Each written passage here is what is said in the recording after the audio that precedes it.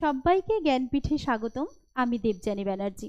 আজ আলোচনা করব সিন্ধু সভ্যতার দ্বিতীয় পর্ব নিয়ে, যেখানে মূলত আলোচনা করব রাজনৈতিক জীবন, অর্থনৈতিক জীবন এবং ধর্মীয় জীবন সহ আরো বিভিন্ন দিক নিয়ে সিন্ধু সভ্যতার। তো চলো শুরু করা যাক।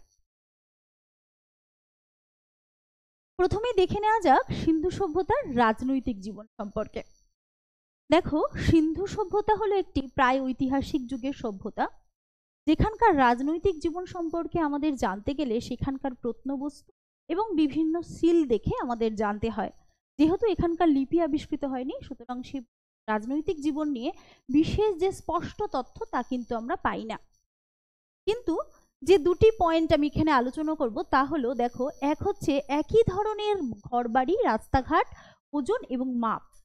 এই যে বিষয়গুলি, এই বিষয়গুলো একটা দিক নির্দেশ করে, তা হলো যে এই যে একই ধরনের রাস্তাঘাট, ওজন, ঘরবাড়ি, মাপ, এগুলো একটি কেন্দ্রীভূত প্রশাসন অর্থাৎ ভালো প্রশাসন না হলে কখনোই সম্ভব না। সুতরাং একটি ভালো প্রশাসন যে সিন্ধু সভ্যতায় ছিল তা কিন্তু একদমই স্বীকার্য। আর দ্বিতীয় যে পয়েন্টটি সেটি হলো কেন্দ্রীয় প্রশাসন, অর্থাৎ একটি সেন্ট্রালাইজড বা কেন্দ্রীভূত প্রশাসন এর মধ্যে ছিল, বিরাজ করছে, যার ফলে কিন্তু এখানকার যে রাজনৈতিক জীবন সেটা আরো সুষ্ঠুভাবে গড়ে উঠেছিল এবং এত ভালো ভালো যে উন্নত জিনিস তা কিন্তু আমরা দেখতে পাই সিন্ধু সভ্যতায় এই একটা কারণে, যা হলো কেন্দ্রীয় প্রশাসন। আরো একটি বিষয় যেটি হলো যে সিন্ধু সভ্যতায় এই যে কেন্দ্রীয় প্রশাসন, সেখানে মানে কোন ধরনের রাজা ছিলেন এ নিয়ে দুটি মত আমরা পাই। একটি হলো সিন্ধু সভ্যতায় ছিলেন হচ্ছে পুরোহিত রাজা, আর আরেকটি মত বলছে সিন্ধু সভ্যতায় হচ্ছে বণিক রাজা। ঠিক আছে, যদিও এই সম্পর্কে কেউই সঠিকভাবে জানে না যে সিন্ধু সভ্যতায় আসলে কোন ধরনের রাজা বা কোন ধরনের। আর একটা বিষয় সেটা হচ্ছে যে হরপ্পার যে সামাজিক জীবন, সেই সামাজিক জীবনে কিন্তু শ্রেণী বৈষম্য বিদ্যমান ছিল। অর্থাৎ এই রাজনৈতিক জীবনের পরে যদি আমি সামাজিক জীবনে যাই, সেখানে কিন্তু শ্রেণী বৈষম্য ছিল। কারণ এখানকার যে রাজারা বা শাসক শ্রেণী, সেই শাসক শ্রেণীর ঘরবাড়ি কিন্তু খুব সুন্দর ছিল। অন্যদিকে যারা আবার বণিক ছিল বা অন্যান্য প্রকৃতির মানুষ ছিল, মানে মধ্যবিত্ত, তাদের জন্য আবার এক ধরনের ঘরবাড়ি ছিল। আবার যারা তোমার শ্রমিক শ্রেণীর মানুষ ছিল, তাদের জন্য উপরিয়ালা বাড়ি ছিল। আমরা শুধুমাত্র এই বাড়ির পরিমাপ দেখে বা বাড়িগুলো কিরকম ছিল দেখে, সেটা দেখে একটা যে শ্রেণী বৈষম্যমূলক সমাজ ছিল সেটা আমরা একটা আন্দাজ করতে পারি। পরের টপিকে চলে যাই। পরের টপিকে এখানকার পোশাক পরিচ্ছদ কিরকম ছিল। সিন্ধু সভ্যতার মানুষরা মূলত সুতি এবং পশমের বস্ত্র ব্যবহার করত।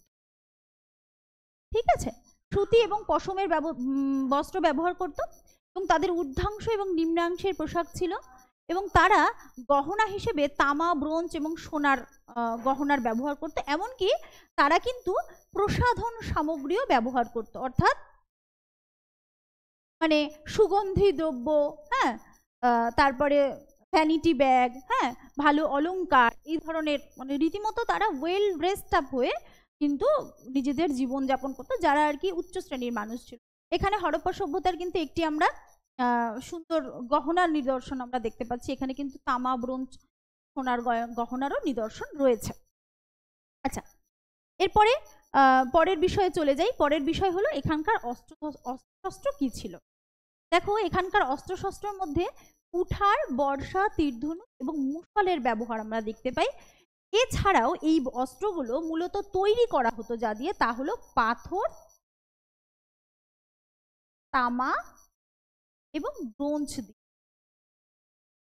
ব্রোঞ্জের অস্ত্র স্বাভাবিকভাবে একটু শক্ত ছিল, আর তামা এবং পাথরের কুঠার কিন্তু বিভিন্ন জায়গায় কিন্তু পাওয়া গিয়েছে সিন্ধু সভ্যতায়। আরো একটি খুবই গুরুত্বপূর্ণ তথ্য, তা হলো সিন্ধু সভ্যতায় কিন্তু কোনো আত্মরক্ষামূলক অস্ত্রের সন্ধান পাওয়া যায়নি। ঠিক আছে, এখানে কিন্তু কোনো সিন্ধু সভ্যতায় কোনো আত্মরক্ষামূলক অস্ত্রের সন্ধান পাওয়া যায়নি, যার জন্য সিন্ধু সভ্যতা মানে পতনের কারণ হিসেবে কিন্তু এই একটি কারণকেও চিহ্নিত করা হয় যে এখানে কিন্তু কোনো আত্মরক্ষামূলক অস্ত্রের সন্ধান পাওয়া যায়নি। এরপরে চলে আসি সিন্ধু লিপিতে। সিন্ধু লিপি মূলত একটি চিত্রলিপি, যা মূলত ডান দিক থেকে বাম দিকে লেখা হতো এবং পরের লাইন কিন্তু বাম দিক থেকে ডান দিকে লেখা হতো। এবং এটি চিত্রলিপি আগেই বললাম, এবং এর যে শৈলী তা হলো বৌস্ট্রোফেডন শৈলী। এই শৈলীর দ্বারা কিন্তু এই লিপি লেখা হতো। এই লিপিতে প্রায় 4000-এর উপরে সিল এবং ধোলাভিরার যে বড় সাইনবোর্ড, সেই সাইনবোর্ডও কিন্তু এই সিন্ধু লিপিতে লেখা হয়েছে। ধোলাভিরার সাইনবোর্ড হলো হরপ্পা সভ্যতার সবচেয়ে বড় যে লিপি, সেটি হলো এই ধোলাভিরার সাইনবোর্ড। ঠিক আছে,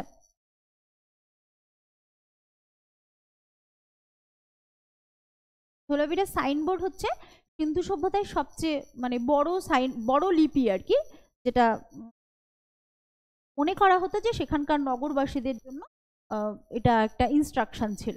আচ্ছা, এরপরে সিন্ধু সভ্যতার কৃষিকাজে চলে আসি। সিন্ধু সভ্যতার কৃষিকাজে কিন্তু দু ধরনের ফসল হতো, একটি হচ্ছে রবি শস্য আর একটি হচ্ছে খারিফ শস্য। রবি শস্যের মধ্যে হচ্ছে গম, যব ছিল এবং খারিফ শস্যে ছিল তুলো এবং তিল। এছাড়াও কিন্তু বিভিন্ন তৈলবীজ এবং বার্লিও কিন্তু উৎপন্ন হতো। আর এছাড়াও আমরা রংপুর ও লোথালে ধানের চিহ্ন দেখতে পাই। ঠিক আছে, কৃষিতে রংপুর এবং লোথালে কিন্তু আমরা ধানের চিহ্ন দেখতে পাই। চলো এবার পরেরটাতে চলে যাই, তা হলো সিন্ধু সভ্যতার শিল্প। দেখো, সিন্ধু সভ্যতার মানুষ কিন্তু অনেক শিল্পে নিজেদের উন্নত করে তুলেছিল। তার মধ্যে প্রথমে যদি আমরা বলি অলংকার শিল্প, এই অলংকার শিল্প কিন্তু বিভিন্ন জায়গায় গড়ে উঠেছিল, যেমন চানহুদড়ো, তারপর বালাকোট, এখানে বিড মেকিং ফ্যাক্টরি, তারপর ব্যাঙ্গেলস মেকিং ফ্যাক্টরি, হ্যাঁ, তারপর মুক্তোর যে তৈরির কারখানা, মুক্তোর গহনা তৈরির কারখানা, তা কিন্তু গড়ে উঠেছে। আচ্ছা, বয়ন শিল্পের নিদর্শন আমরা দেখতে পাচ্ছি মহেঞ্জোদারোয় কিন্তু বেশ ভালো একটা ওভেন ক্লথ পাওয়া গিয়েছে। মৃৎশিল্প তো হরপ্পার যে মৃৎশিল্প তা খুবই বিখ্যাত, সেখানে লাল কালো মৃৎশিল্প এবং তাতে ফুল পাতা এবং বিভিন্ন চিত্র আঁকা যে মৃৎশিল্প, মানে খুবই উন্নত মৃৎশিল্প কিন্তু হরপ্পা সভ্যতায় পাওয়া গিয়েছে। প্রস্তর শিল্প হরপ্পায় কিন্তু, যেমন লোথালে আমরা দেখতে পাই, লোথালে হচ্ছে গিয়ে একটি পাথরের অস্ত্র তৈরির কারখানা আমরা পাচ্ছি। ঠিক আছে, পাথরের অস্ত্র তৈরির কারখানা। তোমাদের যদি মনে হয় যে এগুলো স্ক্রিনশট নিয়ে রাখবে, তোমরা নিতে পারো। লোথারে আমরা পাচ্ছি পাথরের অস্ত্র তৈরির কারখানা। আবার ধাতু শিল্প যদি আমরা বলি, তাহলে ব্রোঞ্জের যে কারখানা তা আমরা পাচ্ছি হচ্ছে দাইমাবাদে। ব্রোঞ্জের কারখানা পাচ্ছি কোথায়? দাইমাবাদ। এই দাইমাবাদ কিন্তু মহারাষ্ট্রে অবস্থিত। ভারতবর্ষের হরপ্পা সভ্যতার দক্ষিণতম কেন্দ্র হচ্ছে দাইমাবাদ, যেখানে আমি ব্রোঞ্জের কারখানা পাচ্ছি। আরো একটি জিনিস পাচ্ছি, তা হলো ব্রোঞ্জের রথ পাচ্ছি। ব্রোঞ্জের রথ এই দাইমাবাদেই পাওয়া যাচ্ছে। ঠিক আছে, তো এই হলো হরপ্পা সভ্যতার শিল্প। আর এছাড়াও কিন্তু হরপ্পা সভ্যতায় আরো বিভিন্ন রকমের শিল্পের সন্ধান আমরা পাচ্ছি। আচ্ছা, এরপরে হরপ্পা সভ্যতার ব্যবসা বাণিজ্যে চলে আসি। দেখো, হরপ্পা সভ্যতা দুভাবে ব্যবসা বাণিজ্য চলত, একটি হচ্ছে স্থলপথ আর একটি হচ্ছে জলপথ। ঠিক আছে, বেলুচিস্তান, আফগানিস্তান, পশ্চিম এশিয়া, সুমের প্রভৃতি স্থানে কিন্তু এদের বাণিজ্য চলত।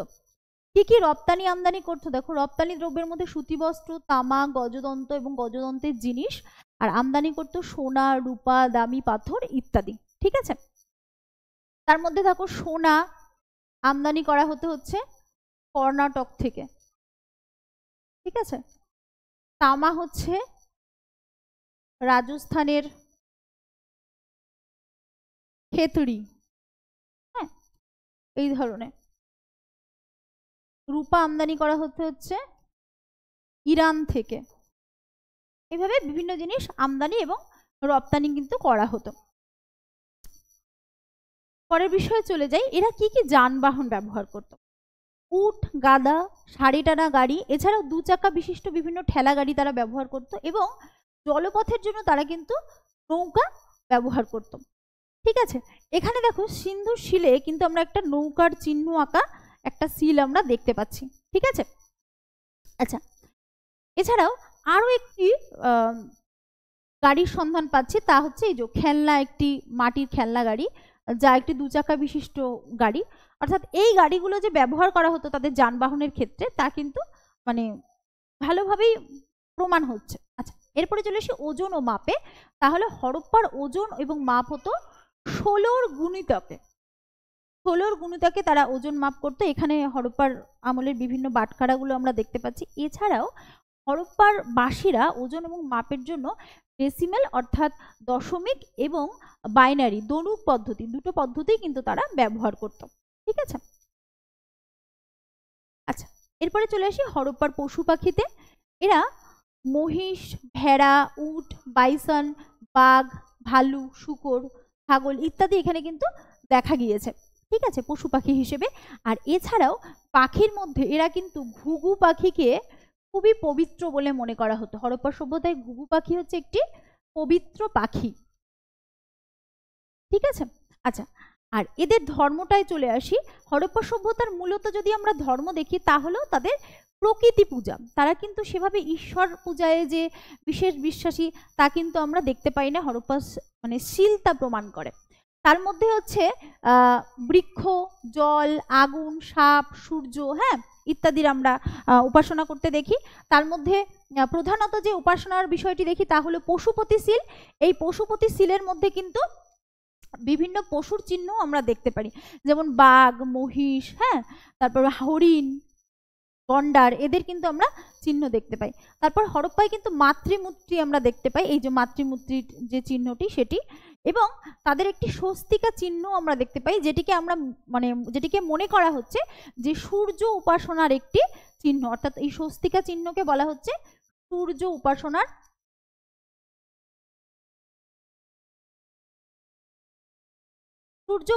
চিহ্ন বলে মনে করা হচ্ছে। পরের বিষয়ে চলে যাই, হরপ্পান সিল। দেখো ভারতবর্ষে এই ভারতবর্ষ সহ হরপ্পান যে সাইটগুলো আছে সেই সাইটগুলোতে এই হরপ্পান সিল প্রায় 4500-এর উপরে পাওয়া গিয়েছে। তবুও হরপ্পান সিল সম্পর্কে, বিশেষ কয়েকটি সিল সম্পর্কে আমি একটু আলোচনা করব। যেমন পশুপতি শিল। পশুপতি শিলের মধ্যে কি কি আছে? হাতি, বাঘ, গন্ডার, মহিষ, দুটো হরিণ। ঠিক আছে, এটি মহেঞ্জোদড়োতে পাওয়া গেছে। তোমাদের প্রশ্ন আসতেই পারে যে হরপ্পায় পশুপতি শিল কোথায় পাওয়া গেছে? এটি পাওয়া গেছে মহেঞ্জোদড়োতে। এই যে পশুপতি শিলের চিহ্নটি তোমরা দেখো, এখানে পশুপতি শিল কিভাবে রয়েছে, এটি হলো পশুপতি শিল।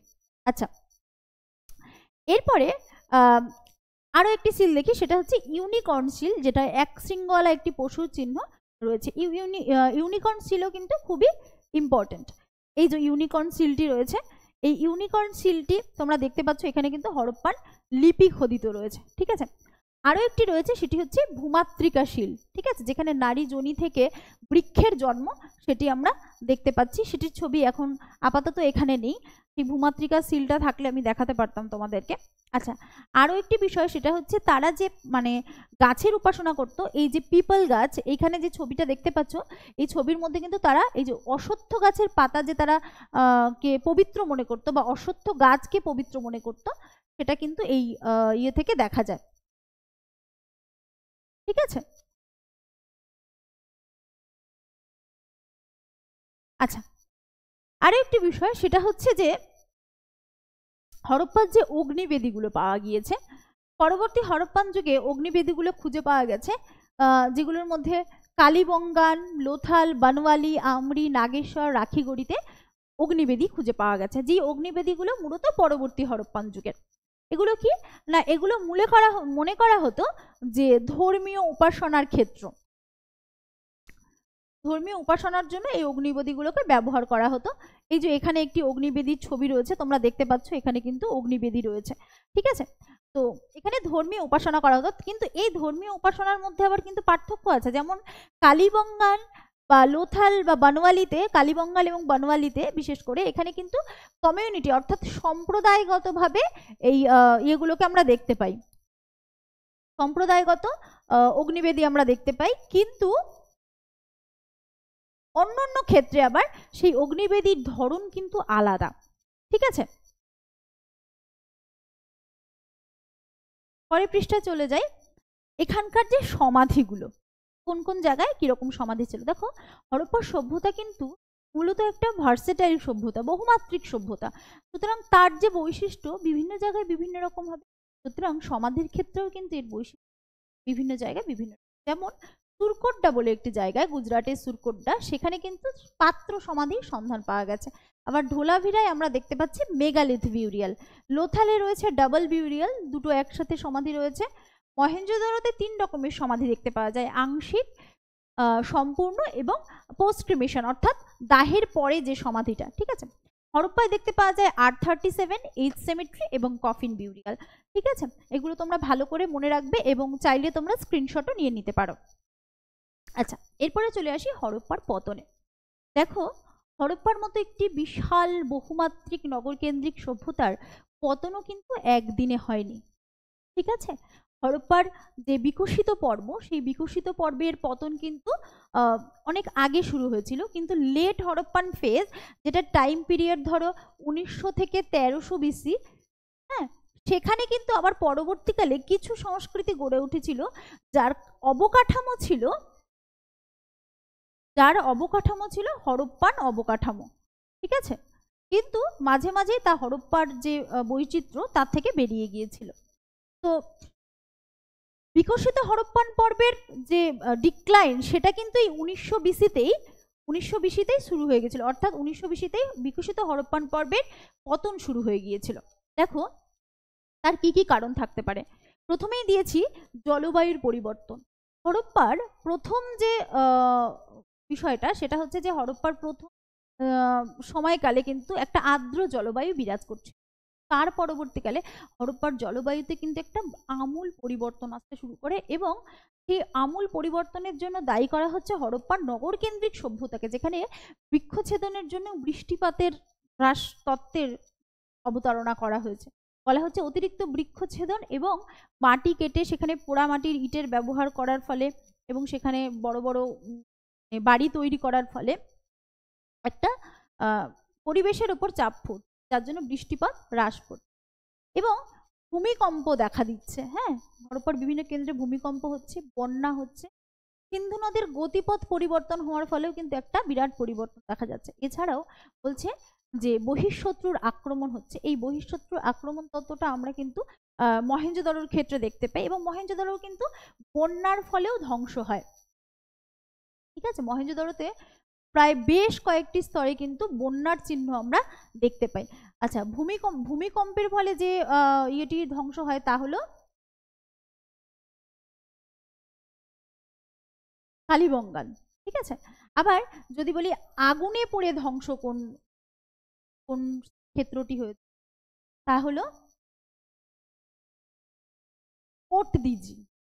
এরকম ভাবে বিভিন্ন সাইট বিভিন্ন ভাবে ধ্বংস হয়েছে। ঠিক আছে, যাই হোক, তো বহিঃশত্রুর আক্রমণের যে তত্ত্বটা, যেটিকে মার্টিমার হুইলার এবং গর্ডন চাইল্ড এই দুজন তকমা দিয়েছেন খুব ভালোভাবে, যে বহিঃশত্রুর আক্রমণ হচ্ছে, তা হলো বেসিক্যালি আর্য আক্রমণকে বলা হচ্ছে। তার কারণ হচ্ছে তোমার আর্য আক্রমণে তোমার হচ্ছে এখানে আর্য সভ্যতায় পুরন্দর, অর্থাৎ বলা হচ্ছে ইন্দ্রকে, সেখানে কিন্তু ইন্দ্র দুর্গ ধ্বংস করে একটি তাকে দখল করতে। এবং আরো একটি বিষয়, তা হলো হরিগোপী বলে একটি যুদ্ধ রয়েছে, যে যুদ্ধকে কিন্তু মানে আর্য এবং সিন্ধুদের মধ্যে হরিগোপীকে হরপ্পা বলে অনেকে মনে করছে। যাই হোক, এটা সবটাই কিন্তু মনে করার উপরে। ঠিক আছে, এবং এই বহিঃশত্রুর আক্রমণের সঙ্গে আর্য আক্রমণ তত্ত্বটি লুকিয়ে রয়েছে। আরো একটি বিষয়, তা হলো রক্ষণ। হরপ্পার মানুষরা খুব রক্ষণশীল ছিল, অর্থাৎ তারা কোনো কিছুই কিন্তু সেভাবে শেখেনি। যেমন সুমেরবাসীর কাছে তারা কিন্তু সেচ খাল খনন এটা শিখতে পারতো, বা আরো জলসেচ ব্যবস্থা সম্পর্কে আরো বেশি বিষয় শিখতে পারতো। আরো অনেক কিছু ছিল যেগুলো অন্য অন্য সভ্যতার থেকে তারা শিখতে পারতো, যেহেতু তাদের সঙ্গে তারা ব্যবসা বাণিজ্য চায়। কিন্তু তারা কিন্তু সেই বিষয়গুলোকে নেয়নি। তারা ওই রক্ষণশীল ভাবে তারা যেটুকু শিখেছিল সেইটুকুর মধ্যেই তাদের সভ্যতাটাকে চালাতে চেয়েছিল। সুতরাং এই পদ্ধতিতে একটা সভ্যতা চালালে সভ্যতা ধ্বংস অনিবার্য। আরো একটি বিষয়, সেটা হচ্ছে যে এই যে হরপ্পার যে এই ছবিটি তোমরা দেখো, এর মধ্যে দেখো মহেঞ্জোদারোর যে ভিত্তি একদম নিচের দিকে, এবং যে প্যাসেজ, সেই প্যাসেজটা হয়ে যাচ্ছে। অর্থাৎ দেখা যাচ্ছে যে হরপ্পার মানে একটি সভ্যতা একটা স্তরের উপরে আরেকটা স্তর, এবং যত স্তরগুলো মানে উপরের দিকে উঠছে সেই স্তরগুলো আরো যেন রাস্তা যেন সংকীর্ণ হয়ে যাচ্ছে। অর্থাৎ বোঝা যাচ্ছে যে এই সভ্যতার আস্তে আস্তে কিন্তু অবক্ষয়, সেই অবক্ষয় কিন্তু হয়ে গিয়েছিল হরপ্পা এবং মহেঞ্জোদারো দুটি ক্ষেত্রে বিকশিত যে পর্ব সেটা। আরো একটি পয়েন্টে চলে এসেছি হরপ্পা সভ্যতার পতনে। দেখো হরপ্পা সভ্যতার মতো একটি বিরাট এবং বহুমাত্রিক সভ্যতার পতন যে কোনো একটি কারণে হয়নি তা কিন্তু বেশ অনিবার্য, এবং তা আমরা বুঝিও, কারণ এত বিরাট অঞ্চলে ছড়ানো একটি বহুমাত্রিক সভ্যতার পতন একদিনে বা একটি সময় হয় না। দেখো বিকশিত হরপ্পান পর্বে যে সময়টা, সেই বিকশিত হরপ্পান পর্বে কিন্তু তারও পরবর্তীকালে যদি আমরা বলি যে তার যে সময়কালটা তা হলো বিকশিত হরপ্পান পর্বের শেষে লেট হরপ্পান পর্বের সময়কালটা হচ্ছে 1900 থেকে 1300। এই যে লেট হরপ্পান ফেজ, এই সময় কিন্তু হরপ্পা সভ্যতার কিছু কিছু কেন্দ্র ডিক্লাইন করেনি, কিন্তু এই 1900-র মধ্যেই কিন্তু বড় বড় যে হরপ্পান সাইটগুলো অর্থাৎ হরপ্পা, মহেঞ্জোদারো, লোথাল, এই কেন্দ্রগুলো কিন্তু প্রায় ধ্বংসের পথে চলে গিয়েছে। এবার চলে আসছি যে কি কি কারণে এগুলো হয়েছে। দেখো একদম প্রথমে যদি বলি তা হলো জলবায়ুর পরিবর্তন। ঠিক আছে, এই জলবায়ুর পরিবর্তনটা কিভাবে হচ্ছে?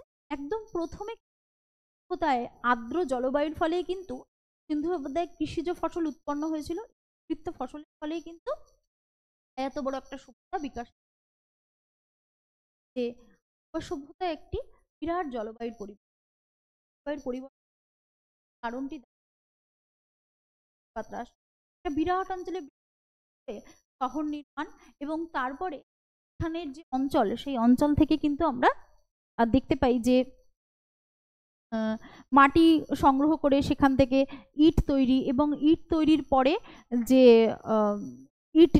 ইটগুলো নির্মাণ করে সেখান থেকে বাড়ি নির্মাণ, যার ফলে একটা বিরাট মানে পরিবেশের যে ক্ষতি সেটা কিন্তু হয়ে যায়।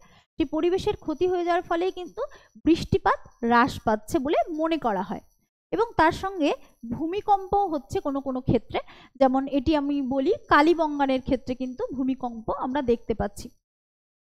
আচ্ছা, আবার বন্যা তত্ত্ব দেখা যাচ্ছে যে সিন্ধু নদে কিন্তু বন্যা হচ্ছে। সিন্ধু নদে বন্যার তত্ত্ব যেখানে বন্যার নিদর্শন আমরা দেখতে পাচ্ছি তা হচ্ছে মহেঞ্জোদারো। মানে এই প্রশ্ন অনেক ক্ষেত্রেই আসে যে সিন্ধুর কোন সাইটটি বন্যার ফলে ধ্বংস হয়েছিল, তা হলো মহেঞ্জোদারো। আচ্ছা, এছাড়াও সিন্ধু নদের গতিপথ পরিবর্তন হচ্ছে। এই সিন্ধু নদের গতিপথ পরিবর্তনও কিন্তু সিন্ধু সভ্যতার পতনের জন্য অনেকাংশে দায়ী। এরপরে চলে আসি বহিঃশত্রুর আক্রমণ।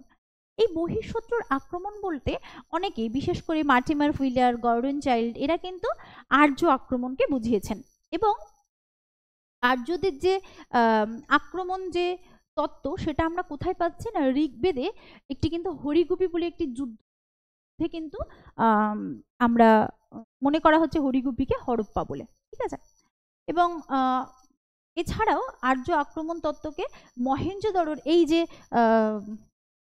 মৃতের যে স্তূপটি পাওয়া গিয়েছে, ওইখানে মাথায় আঘাতযুক্ত অনেক কঙ্কাল পাওয়া গিয়েছে, এখান থেকে মনে করা হতো যে আর্যরা আক্রমণ করেছে, সেই আক্রমণের ফলে কিন্তু এই এটি সাইটটি ধ্বংস হয়েছে, অর্থাৎ সিন্ধু সভ্যতা ধ্বংস হয়েছে। আরো একটি বিষয় তা হলো রক্ষণশীলতা। সিন্ধু সভ্যতা রক্ষণশীলতা ছিল একটি বিরাট বৈশিষ্ট্য। কিরকম না, এইখানকার যে পরিবেশ ছিল সেই পরিবেশ অত্যন্ত রক্ষণশীল ছিল, এবং এখানকার সভ্যতা এবং সংস্কৃতির মানুষও ছিল রক্ষণশীল। কিভাবে দেখা যায় দেখো, এখানকার যে অধিবাসীরা তারা কিন্তু কুয়েরবাসী বা আরো যারা সেই সময় তাদের সাথে ব্যবসা করতো তাদের সঙ্গে ব্যবসায়িক দিক রাখলেও তাদের যে সভ্যতার ভালো দিকটা সেটা কিন্তু তারা নেয়নি। তারা কি করেছে, তারা নিজেদের মতো করেই তাদের সভ্যতাটাকে চালিয়েছে, যার ফলে তারা যেহেতু সভ্যতার থেকে অগ্রগামী হতে পারেনি, অগ্রগামী না হওয়ার ফলে তাদের এই রক্ষণশীল মনোভাবই কিন্তু তাদের সভ্যতার পতনের অন্যতম কারণ। আরো কয়েকটি সাইট আছে, যেমন ধরো কোট দিজি। এই কোট দিজি কিন্তু আগুনে পুড়ে ধ্বংস হয়। হ্যাঁ, আগুনে পুড়ে ধ্বংস হওয়ার চিহ্ন এখানে আমরা দেখতে পাই। মানে এক একটি সাইট এক একটি ভাবে ধ্বংস হচ্ছে। এবং আরো একটি বিষয় বললাম, বিভিন্ন সময়ে ধ্বংস হচ্ছে। যেমন বিকশিত হরপ্পান পর্ব অর্থাৎ 2600 থেকে 1900, এই পর্বে যে সভ্যতাগুলো ধ্বংস হচ্ছে অর্থাৎ মহেঞ্জোদড়ো এবং হরপ্পা বা লোথাল, এইগুলো ধ্বংস হচ্ছে বিকশিত হরপ্পান পর্বে। আবার লেট হরপ্পান পর্বে কিছু কিছু সভ্যতা ধ্বংস করছে। আবার কিছু কিছু আবার প্রি হরপ্পান যে সভ্যতাগুলো আছে সেগুলো থেকে যাচ্ছে, প্রি হরপ্পান, পোস্ট হরপ্পান, তারপরে একদম শেষে গিয়ে শেষ হচ্ছে। আবার কিছু কিছু প্রি হরপ্পান থেকেও শেষ হয়ে যাচ্ছে। ঠিক আছে, এরকম অনেক সভ্যতা যেগুলো বিভিন্ন সময়ে বিভিন্ন কারণে ধ্বংসপ্রাপ্ত হচ্ছে। তো এই ছিল হরপ্পা সভ্যতা নিয়ে আমার শেষ লেকচার। তোমরা যদি হরপ্পা সভ্যতা সম্পর্কিত আরও কিছু তথ্য জানতে চাও তাহলে অবশ্যই আমাকে নিচে কমেন্টে জানাবে তোমরা আর কি জানতে চাইছো। এছাড়াও এই সমস্ত কিছু আরও বেশি করে ফলো আপ করার জন্য আমাদের যে জ্ঞানপীঠ চ্যানেলটি আছে সেটা তোমরা অবশ্যই ফলো এবং সাবস্ক্রাইব করে নেবে। এবং তার সাথে সাথে আমাদের টেলিগ্রাম চ্যানেল আছে যার নাম হচ্ছে জ্ঞানপীঠ এডুটেক, সেটাও কিন্তু তোমরা ফলো করতে পারো। ধন্যবাদ সবাইকে, আজকের মতো এখানেই শেষ করছি।